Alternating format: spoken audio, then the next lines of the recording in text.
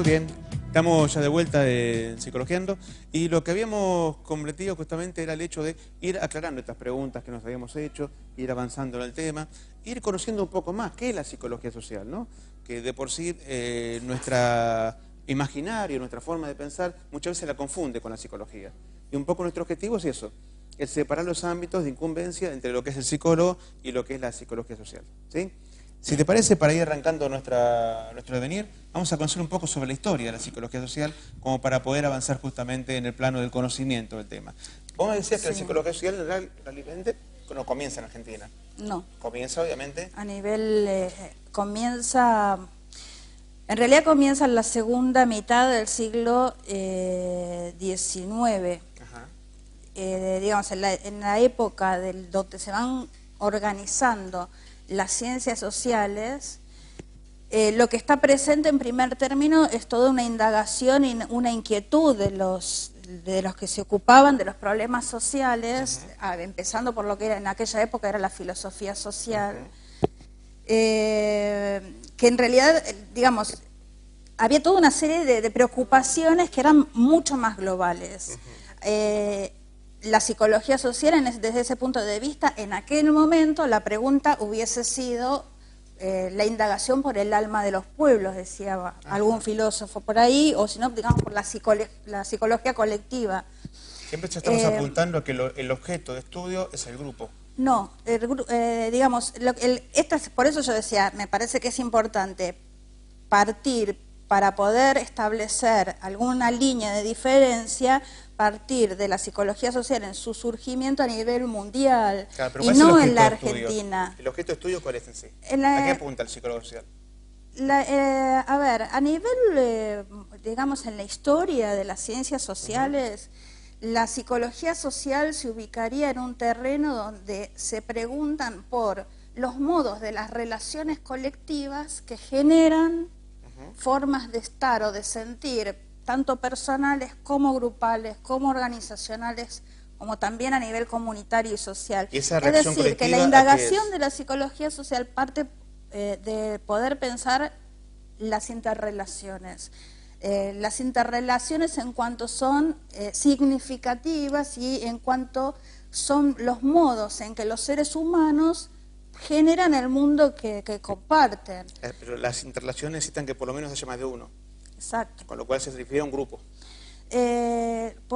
No, porque, a ver, digamos, nosotros intentamos pensar la complejidad de lo social. Ahí depende del recorte que vos haces, lo que vas a terminar pensando. Vos podés hacer el nivel de complejidad con el que recortás el fenómeno. Una pareja puede ser.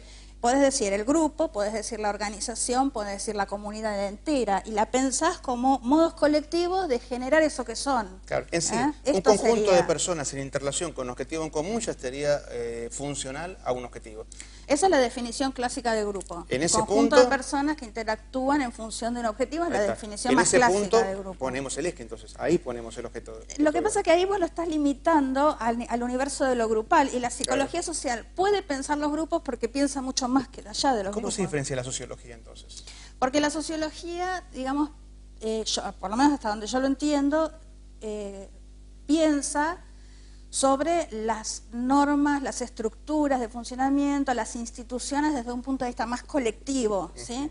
Digamos, sería así, o un modo sencillo de plantearlo sería pensar que la psicología social piensa los procesos colectivos, la sociología se ocupa y sistematiza y ha hecho desarrollos impresionantes sobre los resultados de ese proceso colectivo a nivel macro.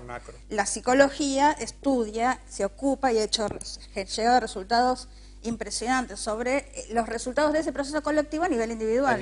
Perfecto. Ahí quedó. ¿Sí? Nosotros pensamos el proceso colectivo de eso. Perfecto. Y eso es lo que lleva tanta confusión. Ahí está el tema, Creo que ahora lo dijiste bien como para que quede bien marcado los tres ejes, ¿no? Claro. La diferencia entre lo individual, lo grupal, digamos, en acción colectiva, y lo colectivo como macro. Como macro. ¿Sabes también dónde se genera mucha confusión? En el momento en que las disciplinas sociales se van configurando, cómo esa configuración, institucionalización y desarrollo académico se produce en una época en que Occidente intenta clasificar los objetos. Claro. Entonces, la sociología se ocupa del objeto final, que es la sociedad.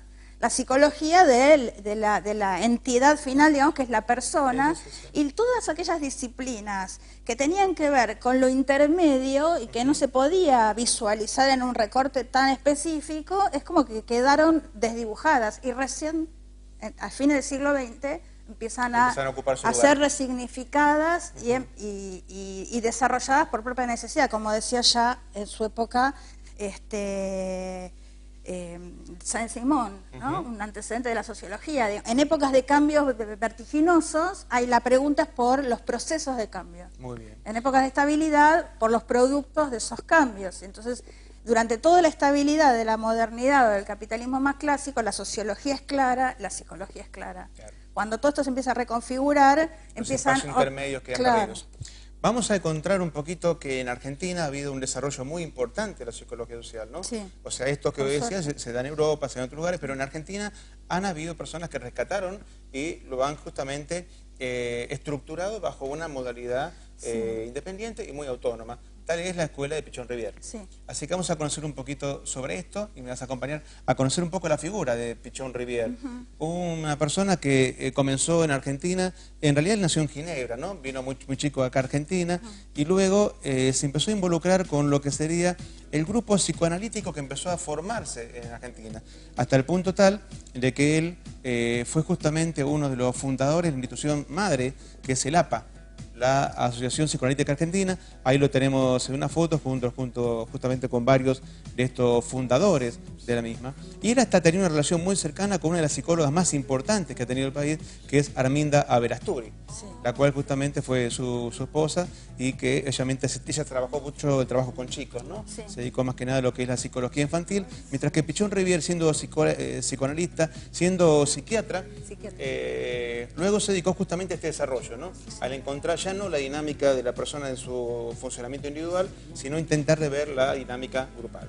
¿Sí? Sí. Vamos a invitar a que nuestra teleaudiencia escuche y conozca, pero también que lea. Y en cada uno de los bloques vamos a poner lo siguiente, que le pido a nuestro señor director que vaya anticipándolo, que son las placas que van a acompañar justamente el pensamiento de Pichón Rivière en cada uno de estos momentos. En cada uno de los cortes vamos a poner estas placas como para que cada uno vaya leyendo un poco a qué apunta justamente este pensamiento de Pichón Rivière, extracto de sus trabajos, apuntado justamente tanto a lo grupal como a lo individual, y de qué manera él veía al ser humano, de qué manera lo encaraba, ¿no? Tanto como para saber a qué apuntaba él, de alguna manera, en su filosofía, tanto en lo individual, pero apuntándolo justamente con una herramienta grupal, ¿no? Y me quedo con esta última. El sentido de mi tarea ha sido indagar la estructura y el sentido de la conducta hasta descubrir su índole social, que es un poco lo que decías, ¿no? En la estructura que él planteaba, justamente, lo social terminaba siendo el eje de su visión. Sí. Sí. Justamente lo que habíamos hablado hace un rato. Sí, tal cual. Pichón Rivière era psiquiatra, nunca estudió psicología, él no era psicólogo. Pichón Rivière era un psiquiatra, como tal, estaba enrolado dentro de las corrientes más progresistas de la psiquiatría, porque adhería a la psiquiatría dinámica, y a partir de ahí empezó a indagar en el psicoanálisis, y ahí fue uno de los psicoanalistas más destacados que tuvo el país.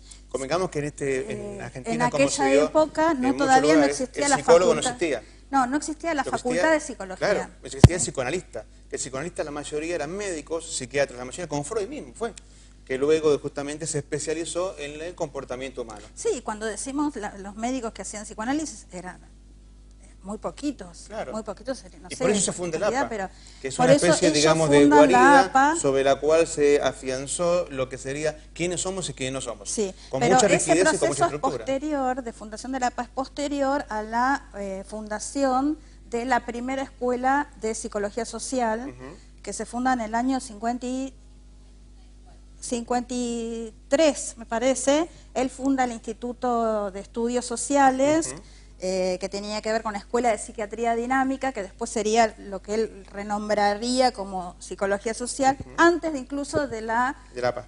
No, y de la fundación de la Facultad de Psicología en Rosario, que fue la primera que tuvo el país. Sí. De todos modos, lo que se empieza a crear es un movimiento de estudio, no es una carrera académica. Es un movimiento de estudio, y desde el punto de vista de Pichón Rivière es un movimiento de práctica, de praxis, ¿sí? No, pero yo quiero decir, la fundación de la Universidad de Santa Fe fue una universidad, en donde se recibía uno de psicólogo. Sí. Lo que se creó en este caso es un movimiento, una escuela, una vía de pensamiento. Una vía, él fue, digamos, organiza el instituto, este instituto, porque él consideraba que, esto antes de la Facultad de Psicología, ¿no? Pero que en el país había, él decía, excelsos investigadores, pero que pueden diagnosticar muy bien cuáles son las problemáticas sociales a nivel de las comunidades. Él incluso dirigía investigaciones sociales con sociólogos, con médicos. Lo que no han desarrollado es la capacidad de transformar esas problemáticas. Entonces, la orientación de él, que es el eje de toda, o uno de los grandes ejes de la construcción de la psicología social, tiene que ver con esto, con formar científicos sociales o, digamos, adherentes a las disciplinas de las ciencias sociales, que tengan la capacidad no solo de comprender las problemáticas, sino de acompañar a las personas en la transformación de esas problemáticas. Esto sería como... Estamos metiendo lo que es la incumbencia, ¿no?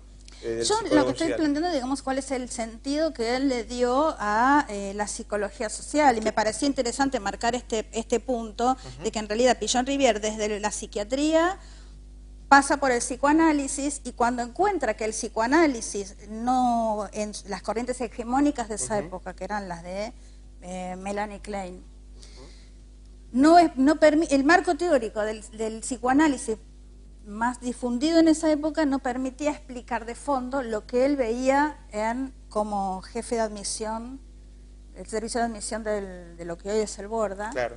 Ahí es donde él empieza a reconfigurar su marco teórico y termina en la psicología social. Por eso el libro más importante de él es el donde él rinde cuentas del pasaje teórico del psicoanálisis. Él deja el psicoanálisis e inaugura la psicología social. Gladys Adamson dice de un modo para mí muy interesante, que es como que él descubre un nuevo continente, ¿no? O sea, Colón iba de Europa a la India y sin darse topó con otra cosa en el medio, y a Pillon, dice Gladys, le pasó lo mismo. Cuando te refieres al libro, te refieres a este libro, ¿no? Este es el proceso grupal, pero es del psicoanálisis a la psicología social. Pillon-Rivière abandona el psicoanálisis y empieza los pasos de construcción de un marco teórico, metodológico y técnico que es distinto, que es diferente al del psicoanálisis. Exactamente. Si bien, digamos, de todos modos reconoce el psicoanálisis como una fuente, teórica importante, pero como digamos que él es fruto justamente, como muchos de los que estuvieron en la escuela psicoanalítica, de un pensamiento que necesita, digamos, una pie de apoyo, ¿no? Y el pie de apoyo, obviamente, de él fue Freud. Fue Freud, fue George Mead, uno de los líderes del interaccionismo simbólico, una corriente sociológica y de la psicología social estadounidense. ¿Y Moreno, que es una palabra, que es un autor que también se escucha mucho? ¿Jacobo Moreno? Sí. No, ¿De qué manera actuó él? No, digamos, es un aporte que él toma proveniente del psicodrama. Moreno es el fundador del psicodrama, y él toma algunos conceptos... También de eso, como con la interacción grupal, digamos. Sí, pero de todos modos los modifica, no los toma, digamos, los conceptos son importantes en cuanto uno los vuelve a significar en función del marco teórico en el que se mueve y en función de las prácticas con las que opera, ¿sí? Vamos a ir a una pausa. Dale. Y luego de la misma vamos a tratar de entender algunas preguntas más que nos quedaron, que la gente nos ha hecho llegar, sobre todo el tema de la incumbencia, cuál es el campo laboral, de qué manera trabaja. ¿Cuál es el límite en donde existe la posibilidad de decir, hasta acá llega la psicología, hasta acá se involucra el psicólogo social? Si puede hacer terapia un psicólogo social, ¿de qué manera se involucra con respecto a la problemática de la gente? ¿Cómo se trabaja en función de esa coparticipación, tal vez, con la búsqueda de la salud? Porque lo que no creo que dejemos nunca de lado es que la búsqueda de la salud es el bien final de cualquier intervención. Entonces, en ese punto, ¿hasta qué punto se da, cómo no se da? Y obviamente seguiremos charlando, discutiendo y conversando sobre lo que es y qué significa la psicología social. Luego de una pausa ya volvemos, no se vayan, ya estamos.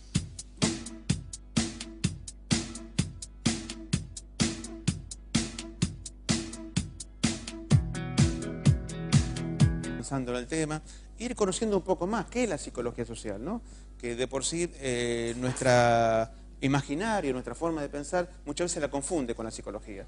Y un poco nuestro objetivo es eso, es separar los ámbitos de incumbencia entre lo que es el psicólogo y lo que es la psicología social, ¿sí? Si te parece, para ir arrancando nuestro devenir, vamos a conocer un poco sobre la historia de la psicología social, como para poder avanzar justamente en el plano del conocimiento del tema. Vos me decías que la psicología social realmente no comienza en Argentina. No. Comienza, obviamente. A nivel, comienza, en realidad comienza en la segunda mitad del siglo.